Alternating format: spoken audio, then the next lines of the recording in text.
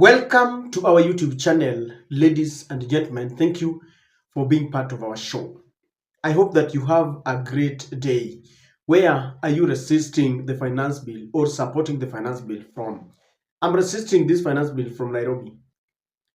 In times of this, you must declare your stand, your position, whether you are resisting or supporting this bill. A quote here very fast. The hottest part of hell is preserved to those who, during times of crisis, want to maintain a position of neutrality. You must not maintain a position of neutrality. You can't sit on the fence. You must tell us where you stand. Our members of parliament must tell us where they stand. We do not want to see a situation where during the voting day, some of them are sick, they have gone for benchmarking because they want to sit on the fence. They don't want to declare whether they support or reject this bill. Another quote that I want to give you is that we must learn to stay together as brothers and sisters or perish together as fools. Our common enemy is a government that is hoodwinking Kenyans. Let us not allow the government to divide us along ethnic and tribal lines. We either learn to stay together as brothers and sisters or we perish together as fools. But ladies and gentlemen, there is a discussion that is going on. William Ruto was shocked when this Generation Z went to the streets without the patronage of any politician. Their only push was because they are resisting bad governance, bad policies. This retrogressive bill, the Finance Bill 2024. We are used to seeing Raila Odinga or other politicians leading demonstrations from the front. But this time round, the young men, young lawyers, students, those who just completed schools and colleges, businessmen, thronged the streets in their numbers without being pushed, without being paid, and without being ferried by school buses. And this has caught the attention of William Ruto. And we have reliable sources that William Ruto has called for a crisis meeting to discuss this because he knows what it means. But a few years ago, I think it was a few months ago, Edwin Sifuna predicted to this government that it is very easy to deal with an organized opposition, maybe it is Raila or Sifuna. But he told them that a time is coming when Raila will not be there. He will take a sabbatical leave. And Kenyans will go to the streets by themselves. And it will be very difficult for the government to control them. Is better off when it is known people like Sifuna, like Raila, like Osotsi, leading these demonstrations. The day Kenyans take this matter upon themselves, Trevor, there will be no one to call to the table. That prophecy came to pass yesterday because the government could not understand how young people could just go to the streets without being sponsored by anyone. In fact, some of them were telling Raila, Baba, stay put, usikuje, we've seen your effort, tuachie hii. Agwambo, this is a message to you. Usitoke, don't come. Agwambo, please stay at home. We saw your efforts, okay? We saw everything that you did for Kenya. Now let us. We miss you, but Agwambo, please don't even come outside. Don't come outside. Tunatoka on your behalf, okay?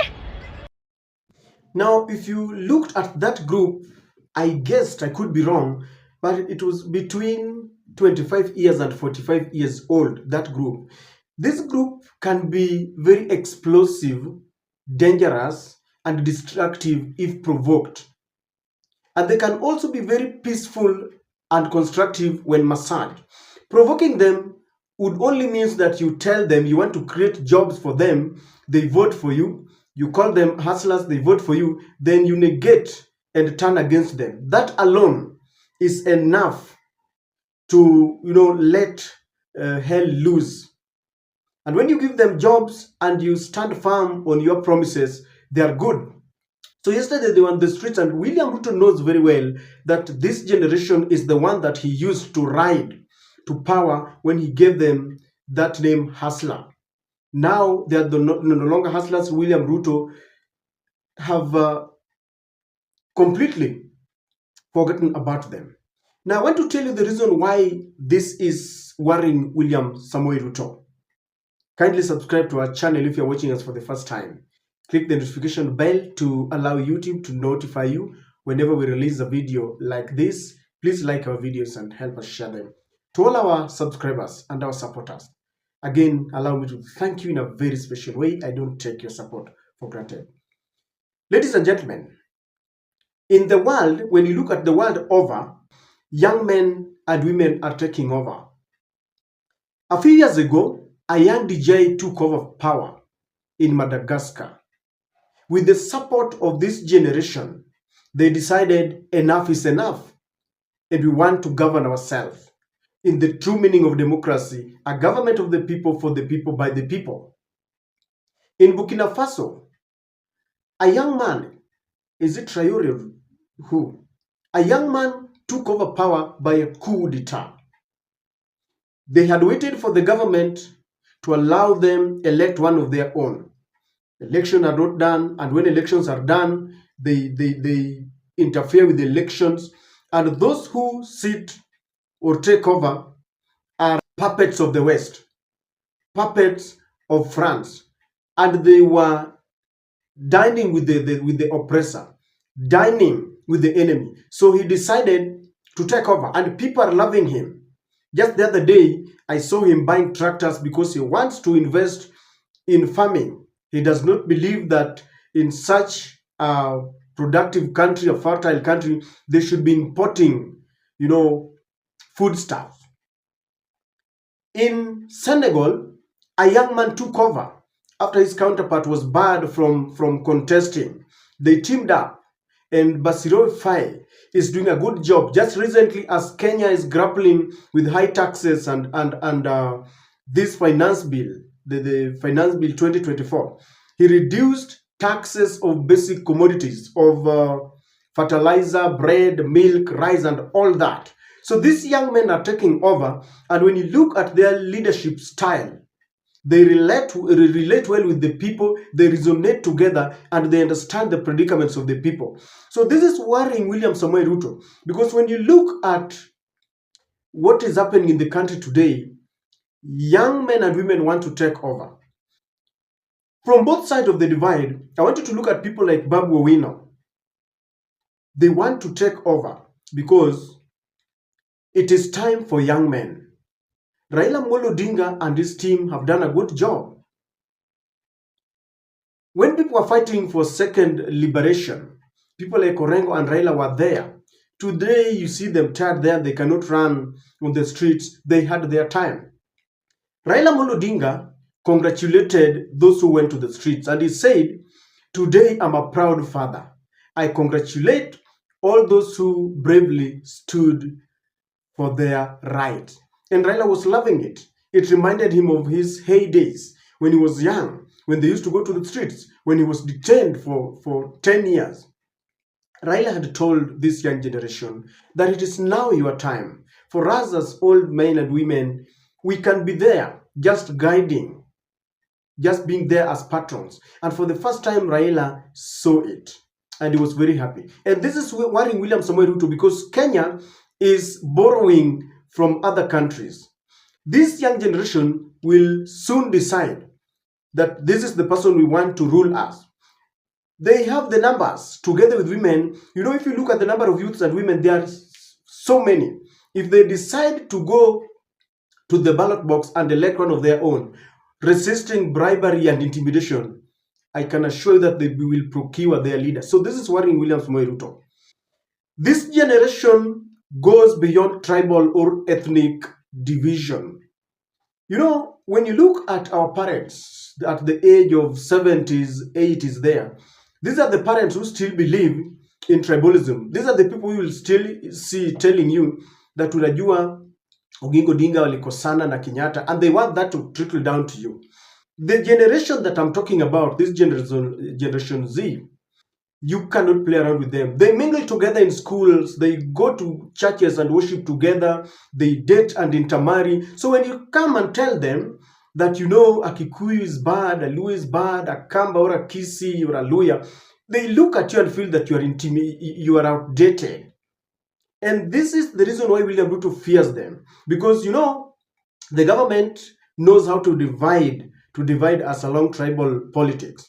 And if this generation rises up above ethnic politics, this generation is going to be troublesome to William Samoei Ruto. And that is why when William Ruto saw them on the streets, he got worried. There were so many. This generation does not need to be mobilized physically. You did not see politicians mobilizing them. This is a generation of social media. When you looked at Instagram and Facebook and Twitter, they composed songs. They were running this narrative hashtag resist finance bill 2024, and they mobilized themselves. They did not need any kind of political patronage. And when they do that, it sings to them. And I hear many people saying that it is in Twitter, it is in TikTok where revolution will start. They have formed caricatures of William Samoei Ruto. They call him Zakayo, Mtoza Ushuru. And this generation is very bad. It is really worrying William Samoei Ruto. This is a generation that is disappointed. They were once hustlers. Right now, they have been forgotten. William Ruto promised them jobs. Jobs are not there. Recently, William Ruto said he had talked to Google, he had talked to Apple, and they were going to get jobs. You simply unafinya computer na pesa inatoka. They are not getting substance. There is nothing coming up, and they are a disappointed lot. They voted for William Ruto. William Ruto has forgotten about them, and they want to resist William Ruto. They want to revenge, and that is the message that they sent yesterday. Ask parents who have got children of this age. They are very destructive if provoked, and they are disappointed that they were promised heaven and nothing is coming about. Yesterday, they were arrested. And William Ruto thinks that this is a generation that you can intimidate by arresting them. They will become resistant. There are those who have never tasted jail or cell in their entire life. And then when you take them to jail, they will become resistant. They will be indoctrinated to believe that this government is now arresting us because we are fighting for our rights. It is a generation that has got one common enemy. They had a common enemy: poverty, unemployment, and bad governance. And that is why they thronged the streets. And it is going to be bad. Soon they will be in the political parties taking over. I hear them saying that after dealing with the IMF bill, that's how they call the finance bill, they will be headed to Meg Whitman's office because it is time. They need to air their voices and air the voices very loud. And ladies and gentlemen, from where you sit, you understand that it is not going to be very easy. The people who waited for Raila are now on the streets. The people who never voted for him are now doing the very thing that they accused Raila of doing. Now, to the government, it is sad for them because they will not apportion blame to anyone. When Raila went to the street, these people were told that, oh, Raila wants to sabotage the government. Raila wants to close their businesses. It is sad that the businesses have closed without Raila. And they are now realizing that it was Raila who wanted to resuscitate their businesses. And I know Raila is happy wherever he is. And this is a battle that must continue. A luta continua.